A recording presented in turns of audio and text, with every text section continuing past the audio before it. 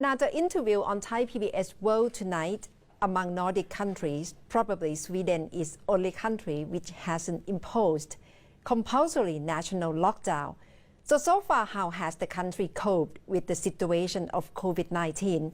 Thai PBS World tonight talked to Ambassador of Sweden to Thailand. Ambassador, I just introduced that Sweden still hasn't introduced any lockdown at all. Is that true? Although there's no full lockdown in force in Sweden, many parts of the Swedish society have shut down. I mean, I talk to my two daughters very often, and they have been working from home for several weeks, and I think that's something we see quite often. But the Swedish measures differ from some other countries fundamentally in two regards. First, because we are not shutting down schools for younger children or children's care facilities. And secondly, we have no regulation that forces citizens to remain in their homes. This is based on a tradition of using recommendations in public health efforts that we have followed for a long time in Sweden. And we have seen that it works, for instance, in vaccinations, and that's to a large extent because there's a high level of trust in the Swedish society.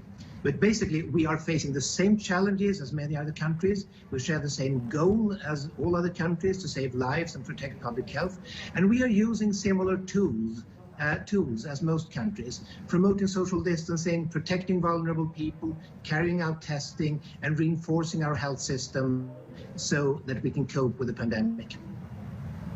So in short, Sweden is not enforcing mandatory rules so far, in short. There are several mandatory rules. For instance, there is a total ban of visit to elderly care homes.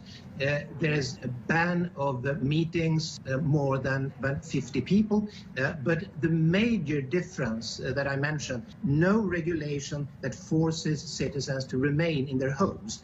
And we are not shutting down schools for children up to 15 years. And there are a couple of reasons for this. I mean, if you have a very drastic and legally binding lockdown everywhere, it is quite difficult to do that long term. We see that kind of discussion already now taking off in several countries.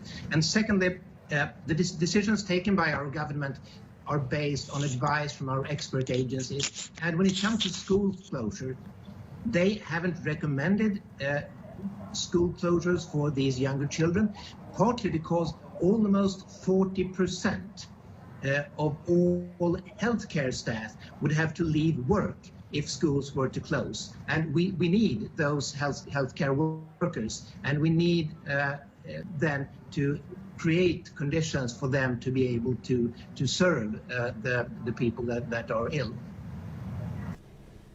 That means Sweden has relied a lot on people's decision on social distancing and work from home. And that's all from Thai PBS World tonight.